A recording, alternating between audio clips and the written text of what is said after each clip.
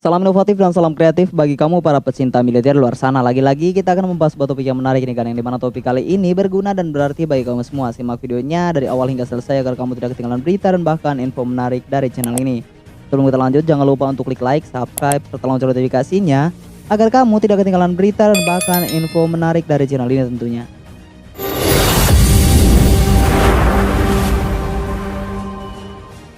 Lagi-lagi kita akan membahas seorang calon siswa atau casis yang dimana pembahasan kita kali ini dan topik kita kali ini sangat berguna dan berarti bagi kamu calon siswa maupun para orang tua maupun wali. Nah, kali ini pembahasan kita masalah mengenai biaya yang selalu dipertanyakan di kolom komentar oleh para calon siswa maupun orang tuanya sendiri. Dan topik kita kali ini memang kita harus bahas karena pertanyaan ini selalu dipertanyakan oleh para calon siswa maupun orang tua dan juga wali para calon siswa. Dan pertanyaannya sangat menyeleneh yang membuat saya semangat dalam membuat konten ini. Dan di sini saya akan menjelaskan secara rinci secara satu persatu agar orang tua, wali maupun calon siswanya sendiri bisa memahami dan bisa untuk mengambil kesimpulan dan tidak ada kesalahpahaman. Oke, simak videonya hingga selesai cuy. Pada dasarnya kita semua sudah mengetahui kan bahwasannya untuk menjadi seorang calon siswa atau menjadi seorang pengabdi negeri untuk melindungi keutuhan wilayah negara kesatuan Republik Indonesia, tentu saja itu bukan suatu hal yang mudah karena memang banyak sekali proses serta tahap yang harus kita lalui. Mulai dari persiapan administrasi, kesehatan, jasmani, mental, ideologi, psikologi dan masih banyak yang lainnya. Nah, pertanyaan yang selalu diajukan, yang selalu diberikan di kolom komentar adalah, "Bang, apakah benar untuk menjadi seorang pengabdi negeri itu butuh biaya dan apakah ada sogokan di sananya?" Dan jawaban saya, simak sampai selesai. Jadi teman-teman, untuk menjadi seorang prajurit itu tentu saja kita membutuhkan biaya yang cukup tinggi. Di tahun 2020-2021 yang lalu saya mencalonkan diri menjadi seorang calon siswa atau menjadi seorang prajurit ya. Banyak sekali biaya yang saya keluarkan. Mungkin setara dengan 5 jutaan, 6 jutaan lah ya. Karena memang di saat itu saya banyak sekali persiapan yang harus saya lakukan. Yang pertama adalah mulai dari fotokopi semua administrasi yang ada.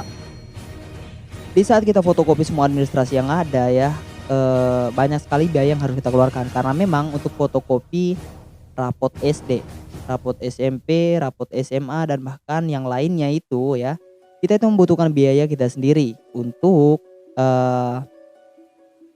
melengkapi data administrasi yang telah diberikan oleh panitia testir di saat kita mengikuti tes. Jadi fotokopinya itu minimal semuanya 10 lembar. Dan kita tentu saja membuang biaya. Dan yang kedua adalah yang paling banyak masalah mengenai kesehatan.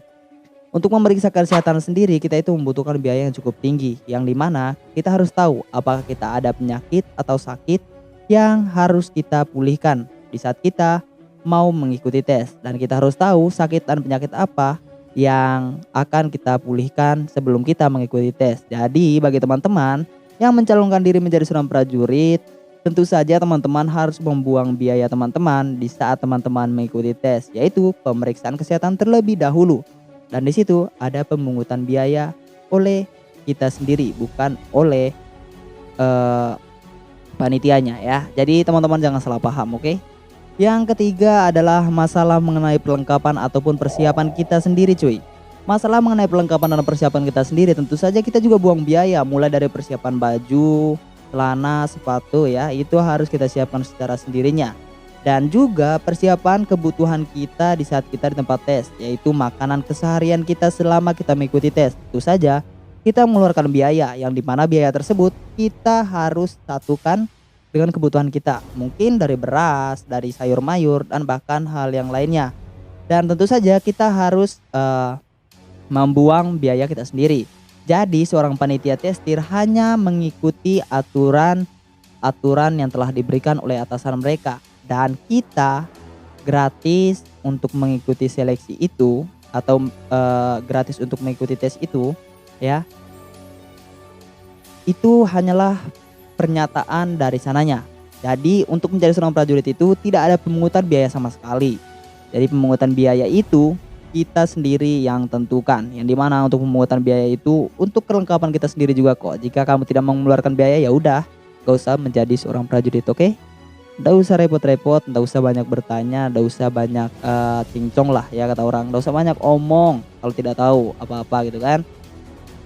Jadi bagi teman-teman yang mencalonkan diri menjadi seorang prajurit, jawaban saya untuk menjadi seorang prajurit itu memang kita harus mengeluarkan biaya sebanyak-banyaknya sesuai dengan kebutuhan dan kemauan kita sendiri. Jika kita ingin jadi orang sukses untuk menjadi seorang calon prajurit, tentu saja kita harus mengorbankan apa yang kita punya, yaitu tadi harus dengan masalah ekonomi. Tentu Bang, bagaimana jika kita itu tidak ada ekonominya, ya? Bagaimana jika kita kekurangan ekonomi? Ya kita harus mengambil resiko bagaimanapun caranya. Jadi kita harus terjun bebas, yang dimana terjun bebas itu tanpa pemeriksaan. Mungkin kalau fotokopi itu wajib, tapi untuk memeriksa kesehatan kita terjun bebas dan kita tidak tahu kendala dan sakit apa yang kita hadapi di saat kita mengikuti tes. Dan jangan ada komentar dari belakang, masa sih saya ada sakit ini dan penyakit ini padahal kan saya tidak ada. Nah, itulah gunanya kita memeriksa kesehatan terlebih dahulu cuy, supaya kamu tidak komentar banyak ya. Jadi untuk orang tua wali juga harap memahami ya, untuk menjadi seorang prajurit itu tentu saja kita itu harus membuang atau mengkorbankan segalanya ya. Jadi itu saja jawaban dari saya, dan di saat kita lolos disitulah pemerintah menanggung biaya kita semuanya, mulai dari perlengkapan baju dan bahkan hal yang lainnya. Jadi semoga kamu puas dengan jawaban saya kali ini, dan terima kasih sudah menonton video ini. Sampai jumpa next video, jangan lupa untuk share, subscribe, like-nya juga, dan komentar hal-hal yang positif di kolom komentar. Sampai jumpa di next video cuy.